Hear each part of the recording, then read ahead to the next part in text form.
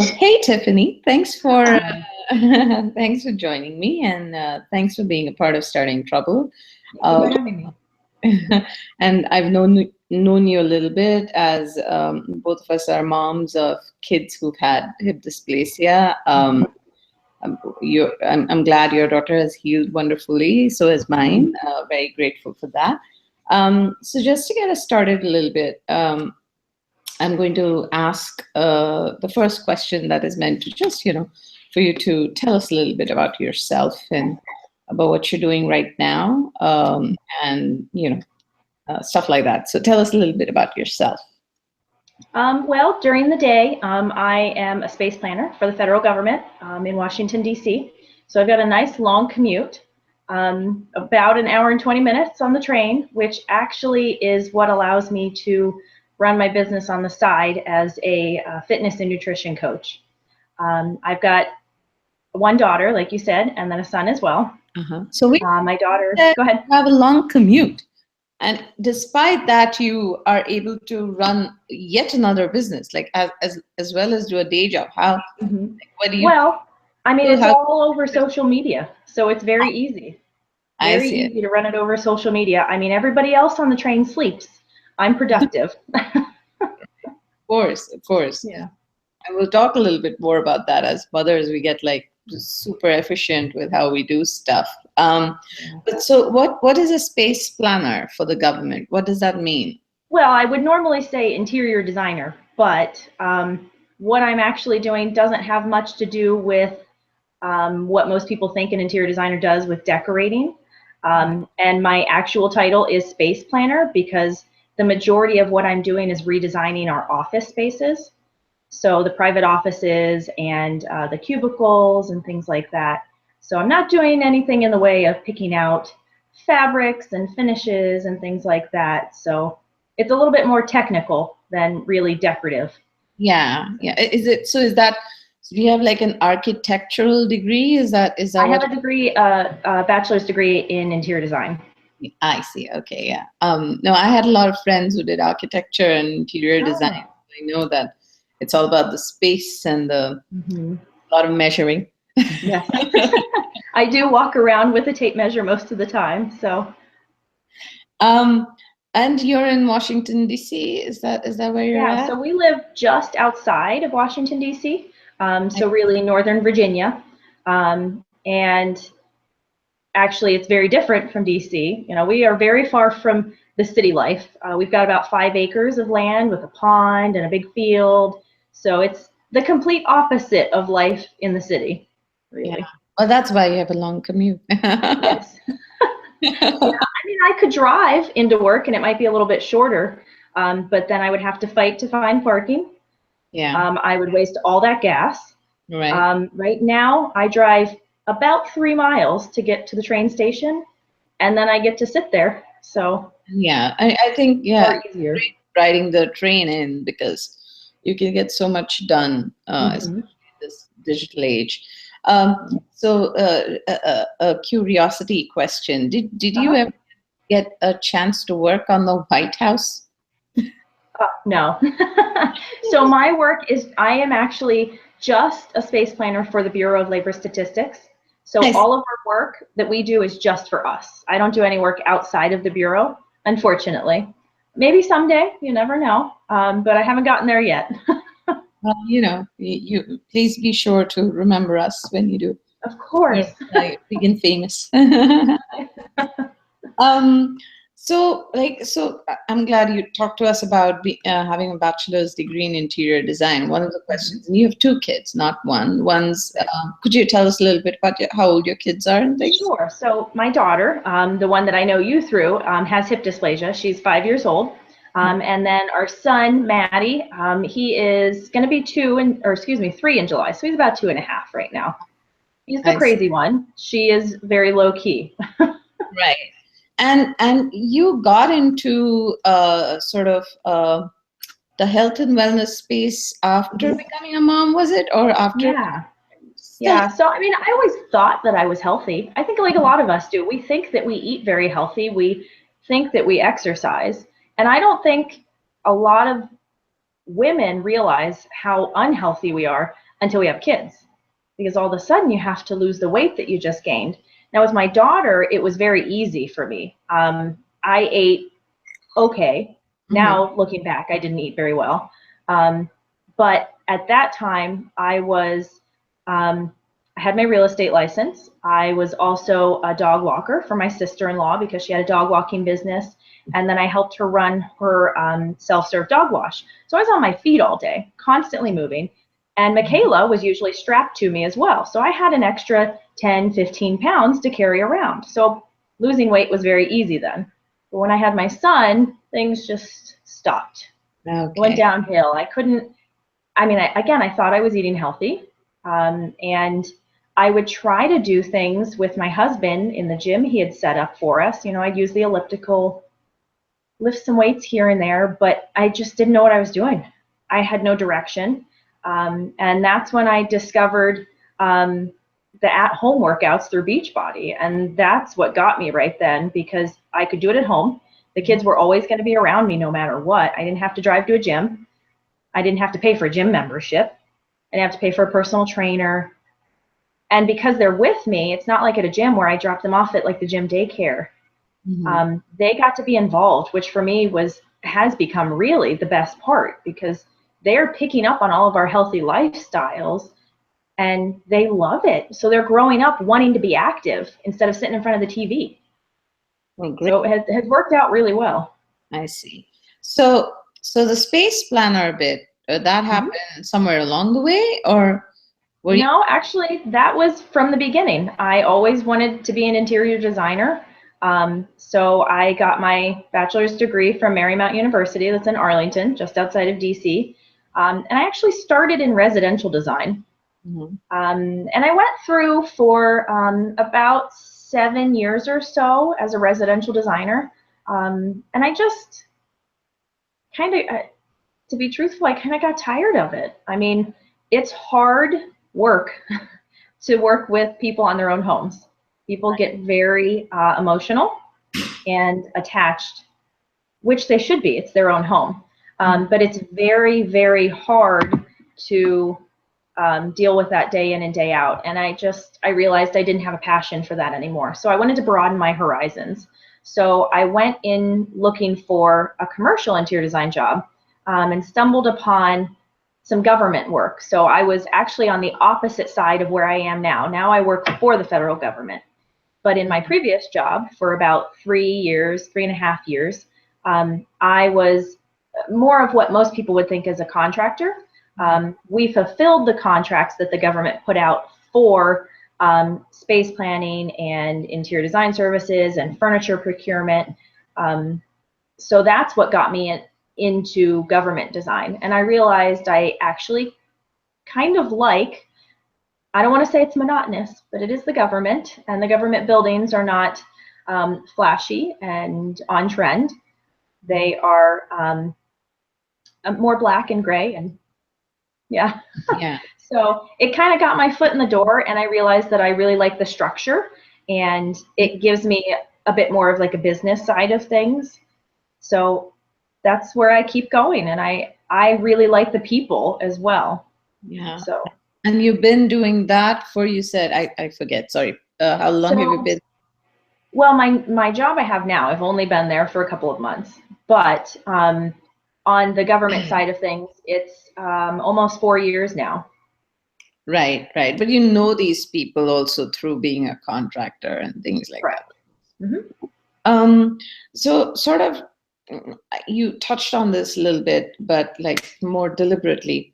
Where was your career at before motherhood, before you became a mom? And then what went into your decision to keep on the path that you were on, career path, or change it slightly to accommodate the children that were now part of your life? Before kids, my career was actually stagnant. I had gotten laid off recently from a granite and marble and kitchen and bath kind of fabrication place. So I was doing kitchen and bath remodeling mostly. And of course, this was at the same time that the housing market crashed. So I lost my job, and that's when I started working with my sister-in-law. And once we found out we were pregnant, I thought, okay, well, I have to have a steady job. I have to have something that pays enough money and is a solid career. So I did everything that I could to get back into interior design, which is what got me my job for the furniture procurement company. Right. And, I just have tried to move up from there. There wasn't much movement where I was. It was a small business. So that's what made me want to transition to something that allows my career to grow. And along the way is when we had our second son, and then I found the fitness and nutrition side of things. And that's where I realized my passion has turned towards. I still love interior design and I still love my job that I have now. But I absolutely love helping other moms, especially women, yes, of course, but moms especially, because I just have a bigger place in my heart for them, because I feel for them. I'm the same as they are, and I know how they feel, and we can commiserate together as well on the day-to-day life being a mom. Right, right. So few things I want to ask about through that journey of yours is, one, when you encountered the hip dysplasia in your daughter, how did it, if at all, impact your career, and what sort of steps did you have to take to sort of, because being a caregiver to somebody who's in the cast race as a toddler is time consuming. So how did you handle that? How did you manage that? Yeah, that was a huge blow. It was really, really hard for us to accept that. She had been so healthy her first 18 months, and then all of a sudden we're told that her hip is completely dislocated. She needs God knows how many surgeries, because we don't know how easily it's going to be fixed. And the thought of, like you said, having to take care of a toddler who is going to be in a cast and have multiple surgeries, how in the world are we going to balance this? Thankfully, my husband has his own business, so he has a lot of flexibility. And I was able to work with the company that I was employed with at the time to work from home, and technically from the hospital as well, because we had a ton of doctor's appointments. And I mean, I just had to take leave without pay a lot of times. Right. It's just the reality of it. My husband actually has had 3 back surgeries. So finding the right surgeon and the right path to get her well was so important to us. We didn't want her to have surgeries that were unnecessary like he had had. So we interviewed 5 different surgeons. We did all the research we possibly could, and I probably know far too much about hip dysplasia now because of it. But we finally found one surgeon who did very little in the way of intervention. He was very conservative. So instead of going right in and doing 2 surgeries that would cut 2 different bones and have her in a cast for a long time and could impede her growth, and nobody could tell us for sure if it really was going to fix anything, we decided to go on the complete opposite end of the spectrum and do traction, which was going to keep us away from our jobs a lot longer, because it kept her in the hospital for almost 3 weeks, and then cast for 3 months, or excuse me, 9 months, 3-month increments. So it was, in the long run, we knew this is going to take a lot longer. It's going to take a lot more time off from work, a lot more care for her. And I mean, you just have to weigh the options, and we were not comfortable doing a very invasive surgery for her that may not work. I would rather try something that's less invasive and may take longer, but is going to allow her body to heal better. So we just, we both had to work from the hospital. We had to juggle one of us being at the hospital during the day with her, and then the other one would show up at night and sleep overnight and into the next day. And we just switched back and forth every single day, so that she always had somebody there with her, and we could at least be at work every other day pretty much. Right, right. That's quite a journey there. My next question is going to sound almost ludicrous. Because it's asking about the three main challenges you faced as a working mom and what you've learned from it. Mhm. You want to take a crack at it? I really think at least for me, the biggest obstacle is my time management and being present. Hmm. Because especially the fact that I run a business that is on social media, I can do it whenever, wherever, which is really great. But it's really horrible at the same time because this phone right here is now with me all the time. I know. And it helps me to connect with my niche and with my market and with other women if I'm posting pictures of my kids and sharing our everyday life and our struggles and our successes, but that also gets in the way of my life with my kids. So it's Hmm. a very hard balance between running a business and for me sharing my story of our lives, um, and spending time and actually being present in that story that I'm sharing with everybody else. So Right. for me, that's the biggest struggle, is that the time management and being present. So those are two separate ones, because with the time management as well, before I had my job where I was commuting to DC, my work mostly was done when I was at home. So I would have to either do it while the kids are around, which is not ideal because then I'm taking my attention away from them, or after they go to bed, which is also not ideal because I'm then staying up till God knows when. Hmm. I pretend that I'm a morning person, but I'm really not. So getting up early doesn't really work out very often either. I don't know how any mom could be a morning person. I mean, you do out of necessity, but it's not like you go to bed early enough to be bright and cheery every morning. So, and I don't know, maybe the third biggest obstacle, actually would probably be your family, because it's very hard to prioritize things. That has been a struggle for me as well, and it's still evolving, and I think it always will be.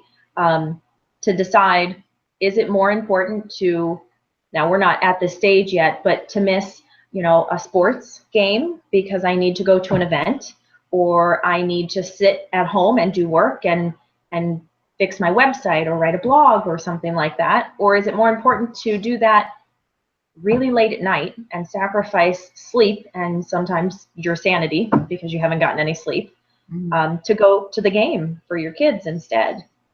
So that's just a very hard. It's just all a balancing act Right.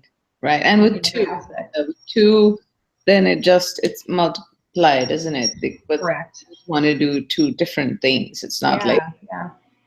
Yeah. that's yeah, I don't know how you do it. I don't either. You just do it. You have your priorities, your things that are important, and you just get them done. Right. I think the real um, models for the Nike ad. Sorry, I told you one would show up. It always happens. Hi there. We can. Look, you're on TV. See? Hi. With a big runny nose because you're playing outside. Aw. We can keep going. Don't worry. All right. So I forgot to check in with you about your other business, which is your Hmm. health and fitness business. So you say it runs. Tell me a little bit more about that. Is it coaching that you do? What is it that you do with that business, and Um, what is it called? I would really say that I will do anything to help them reach their goals. Yes, I'm a Beachbody coach, so I really believe in the programs that Beachbody has because um, it's a multi-pronged um, approach to getting healthy. So you've got your nutrition side, you have fitness, um, Mhm. and then you've got the support and the accountability because we run accountability, or we call them challenge groups. Mhm. So for me, that's how I got really hooked on all of it, because I felt so welcomed and so supported through these challenge groups, that kind of solidified it for me and said, okay, well, if all of these people are doing the exact same thing I am, and they're succeeding, then I can too. Absolutely. Oh, I have another one coming who's crying. Hi, Michaela. Do you want to say hi? No? She's No. kind of whiny. I don't know what's wrong. So I endorse all of those products because I believe in them, and there really is some type of fitness for everybody. And I realize as well that home fitness may not be for everybody. There are a lot of people who just like to go running, which is fine. I hate cardio, so that never works for me. I run because I know that I just need some extra cardio. Right. But some people absolutely love it.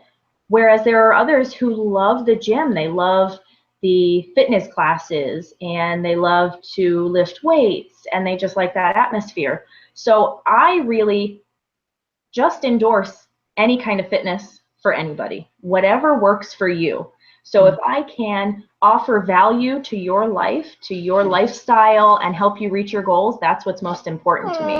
So a lot of times it just means that I'm giving out free advice, which is fine, because I really would much rather see somebody, especially a mom, find herself and realize that she does love herself and who she has become as a mother, rather than make some money off of somebody.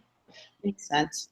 Got it. So, okay. So now between your interior design, space planning career, and your health fitness career, coaching moms, what's been your favorite career mistake as a working mom? Especially putting that working mom spin on it. What's been your favorite career mistake that you've learned the most from? Career mistake. I think. Hold on one second. I'll show you in just a minute. I think the biggest mistake that turned into really the biggest success has been involving my kids, actually, because I started out doing my workouts at home without them around. I would wait until they went to bed to work out because I thought there was just no way that I could get something like that done with them around.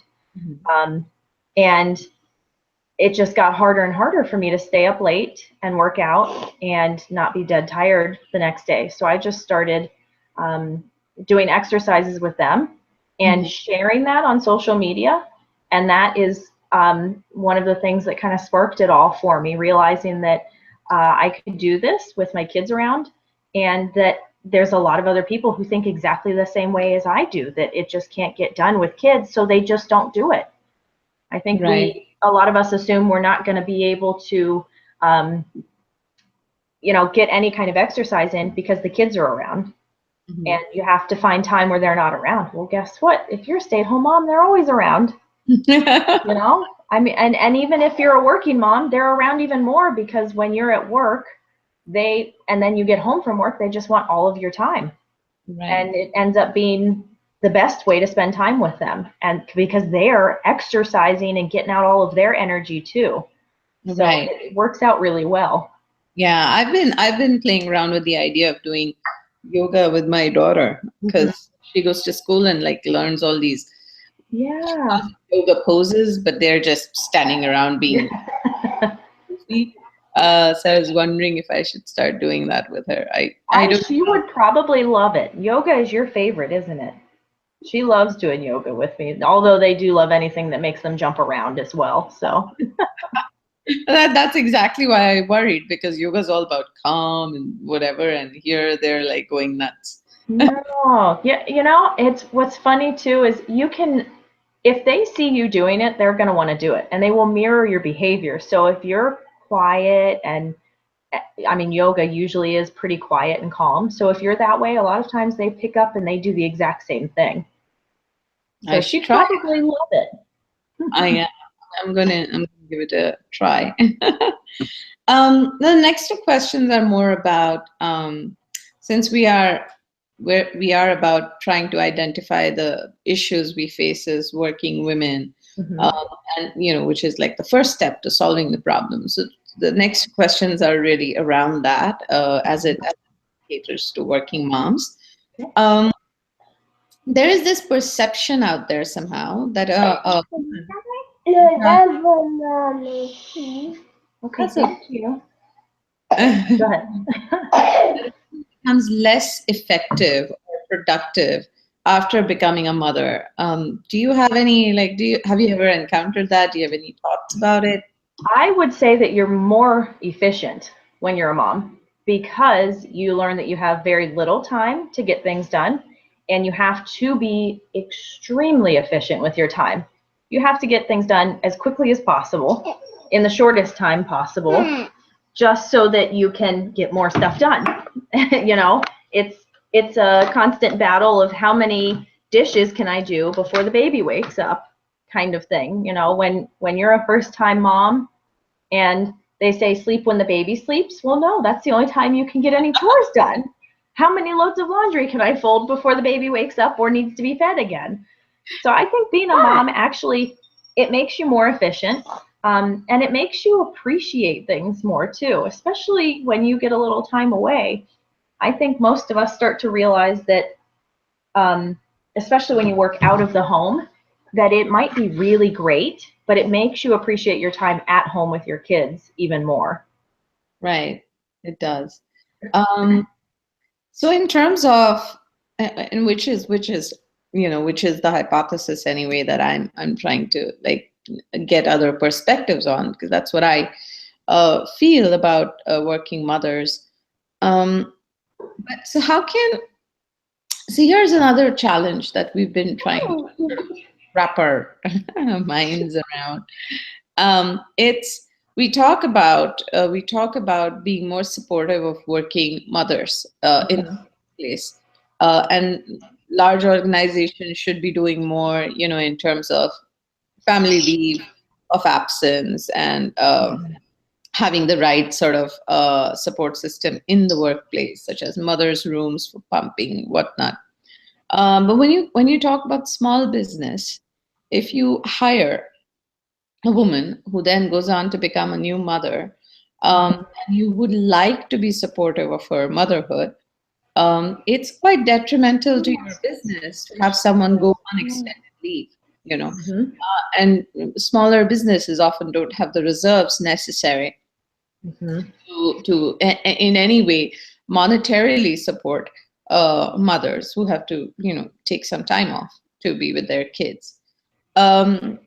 I mean, so what, are there, have you ever thought about this? Are there things that you think that small businesses, large corporations, and society can do to help make things easier for moms to return to work after they have children and continue to contribute significantly? Because I think women do contribute significantly, but because of that perception question, we're just sort of asked to leave, sort of persuaded to leave our jobs in and that you can't contribute. So how, do you have any thoughts, any ideas around how? I think I have seen it from both sides because I worked for a small business, and I had no maternity leave. I had my son. I had saved up my 2 weeks of vacation, which was the only paid time off that I had. And then I took 2 weeks of unpaid leave. But at the time, that's all we could afford. I couldn't take off any more work. So I just went back to work full time after he was only 4 weeks old. I couldn't even send him to daycare yet. My mom had to come watch him for us. So having a bit more flexibility, because I was able to work from home occasionally, which was very helpful. But then again, not everybody has a position where they can work from home. Not everybody can do their work from their laptop. But then I've got my husband who runs a small business as well. And from his perspective, it's very hard to have that in the back of his mind that, when he hires another woman, what's to say that she's not going to have a kid and just not come back to work? And like you said, it's the business side.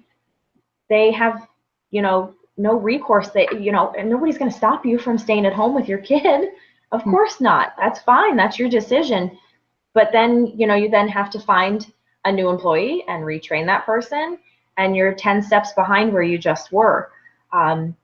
So it's really hard, because I would love to say that we live somewhere like Australia, for example, where you basically get paid to stay home with your kids until they start school, and your position is there waiting for you. But you have to have some kind of a system in place, and they must have it there, where knowing that we have this many women on staff, and there's a chance that any one of them could leave at any point to have a child and to stay home with them, that you have reserves of people or somewhere to go to hire people temporarily. I mean, we have temp services to do that, but I think maybe they aren't utilized enough. And I think that a lot of women are afraid to make a decision either way, to say that they're going to stay home or to say that they're going to come back to work, or they just don't even know what decision to make and what to say. Right. I have a coworker right now who's dealing with the exact same thing. She's pregnant. She probably won't come back to work, but she doesn't want to tell her employer. Mm-hmm. So she's afraid that if she tells them, that they're just going to fire her right away, which shouldn't happen. But on their side of things, they're thinking, okay, we need to replace somebody right now. So it's really hard to find the right balance and the right answer. But I think we just need to find a way to have a reserve. A reserve really isn't the right word, but a backup plan in a way. And I think women need to not be nervous about telling their employer that they may not come back. Right. There shouldn't be a negative repercussion for saying, I don't know what I want to do, because you don't know. Once you have kids, things totally change. Your outlook on life changes, your priorities change, and rightfully so. There's somebody else you need to take care of who's far more important than yourself and than any job that you have as well. When Michaela was dealing with her hip dysplasia, the only thing that I cared about was making sure that she was okay. Right. I still went to work. I still got my work done. But I would have left it all if she needed me at the hospital. It didn't matter. Yeah, you're gonna go. Yeah, I think though, and that's probably a very good idea, to figure out a solution with temp agencies. Mm-hmm. To help support smaller businesses, and to figure out what it will take to train mm-hmm. those temp workers to replace a woman who has to step away for a bit. Yeah. So she returns, she has a job, and in the meantime, the temp hire had a paid, contract job and things like that. But I mean, so those sorts of things are definitely worth exploring, I think. Mm-hmm. I mean, Australia and America are very different in how our governments function. So, and providing monetary support to any section of society can immediately impact the bottom line of the country, economically. And while it's necessary, I think that this issue can be explored from both angles, right? Mm-hmm. One, and there are plenty of better educated, better experienced people exploring that issue on the government side of things. For me, I feel like, as a small business owner myself, if I ever had to hire, and if I ever wanted to be more supportive, I think having these conversations mm-hmm. is the first step. Yeah. So those were my questions. Any parting thoughts? Any words of wisdom for young women who may be listening to the show, or moms like me who may be listening? Yeah, my biggest thing is that I just want women in general, even young girls, to just love themselves. We're so hard on ourselves, and I think a lot of it is because of society. So we just need to learn to actually like who we are and not try to live up to anyone else's standard. Don't compare yourself to anybody else. Just be you, and if you're not who you want to be, then identify what that is and how you can change to be that person. And it shouldn't be somebody else. It should just be a better version of you. That's all it should be. Right.